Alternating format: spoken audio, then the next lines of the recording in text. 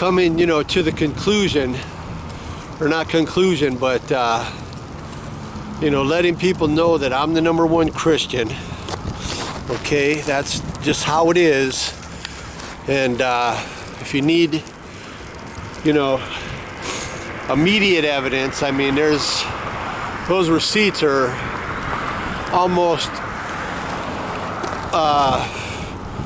undeniable. Or I would say they're, fairly unquestionable. So those you can have, you can look at that. You can hear what I told you about the 1940 verse that I found just by the words. I didn't know the number of the verse or which book it was in, but I wanted to use the scripture about the rocks crying out, and that happened to be it. So when I did that,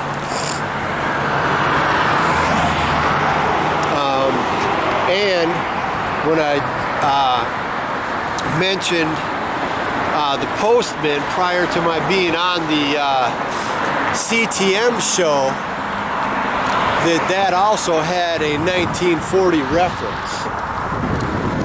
And so with that 1940 reference and the 1940 that turned out to be the scripture and the 1940 that turned out to be the episode, you'll get the idea possibly that there was more to it than meets the eye. That it's a whole spiritual process. And that's kind of what took place for me. A lot of cars here, a lot of vehicles. And so I'm working on trying to get this information out, because a lot of what I see now are just these people on the YouTube and on these other platforms that are essentially gatekeeping. They might let you on the show, but they also let somebody on the show that might be fairly outrageous and say very controversial things. And when you get that sort of thing, it's tough for me because I'm a Christian. I'm the highest Christian. I really don't want to have, association with these people that are making claims that are just sometimes very unproven and outrageous, because I'm not going to do that. I'm going to say things and prove things. I'm not going to speculate and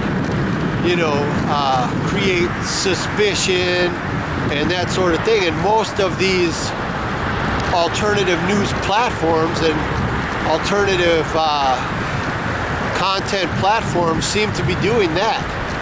They don't seem to be welcoming unless they have some sort of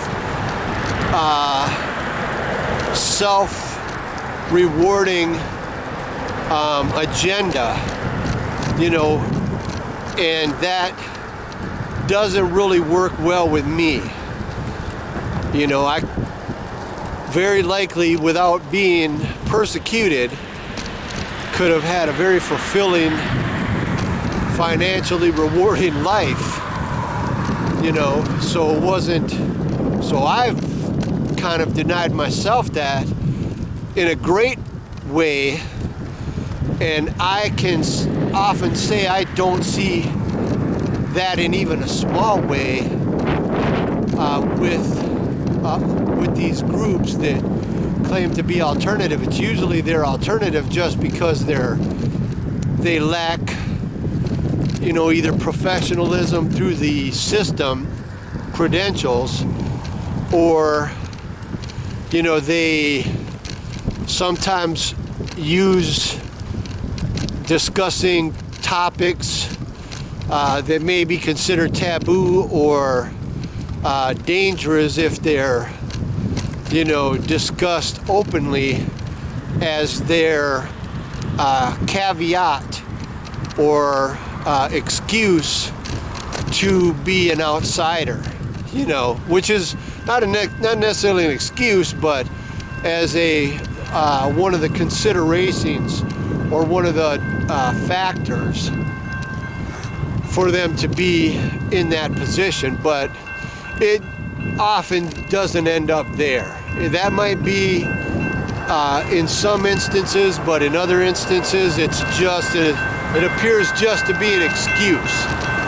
It doesn't appear to be substantiated for very long, if at all. So I decided that I really don't want to go on a lot of these shows. I went on CTM.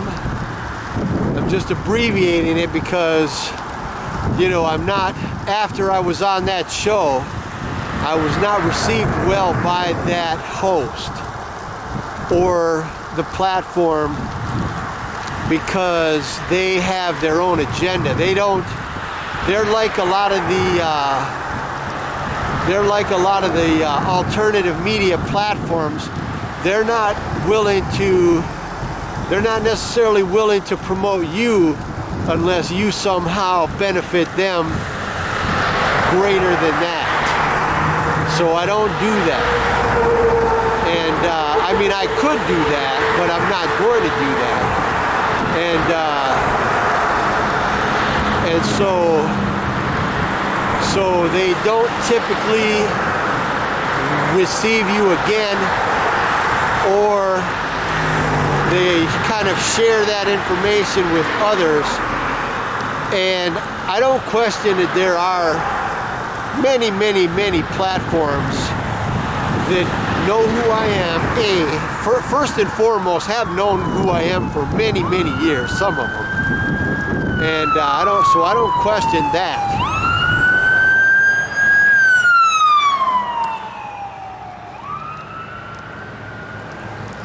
And not only have known who I am for many, many years, but have purposefully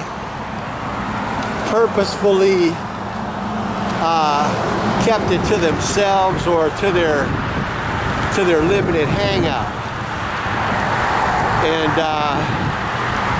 so when you get into people that say, okay, they're for this and they're for that, and they say, they'll bring up that they believe in God or they believe in a higher power, and that's usually just to increase their marketability. It's not like they prove anything to anybody. They just make these claims that other people can relate to. If you say you're a Christian, you might get Christian audiences. You might get a share of that if you say there's a higher power. So a lot of the supposed open-mindedness to other spiritual existences or entities or concepts is usually just a way to get more people into their money-making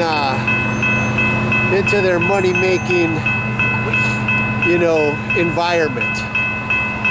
They hold back a lot of their content and they want it to be monetized, and they use Patreon and they use all these other forms of making money, possibly because if it costs money, it seems like it's worth more than if it's free. In some cases, if something's free, sometimes people don't appreciate it. But if it costs money, then they say, hey, or they possibly, they may look at it differently. So even though their content isn't necessarily that great, there may be other reasons why people subscribe. Maybe they're attracted to the person. Maybe they, don't find much else competing with that. And a lot of times why they don't find things that compete with these people is because they keep me hidden. They're not, I could go on YouTube and I could go this and that, and I haven't. This is really my first on my own discussion, this one. before I spoke with Dave from TalkShoe, and he was very open-minded. That was a great ice-breaking or initial attempt at speaking on my situation, which was mostly persecution and oppression at that point. And so that was a great talk. Dave was a great host, and I just thank that person for that opportunity. You know, he didn't turn out to be so great the second time because, you know, there were just some issues. We had a talk, but he did not post it.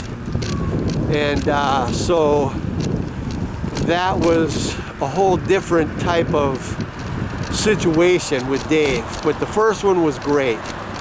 And then I spoke with Karen from Sun and Moon Family United. That's on my YouTube page, Tom Wax Bottles Jones, or at Groovy Ghoulie, GROOVY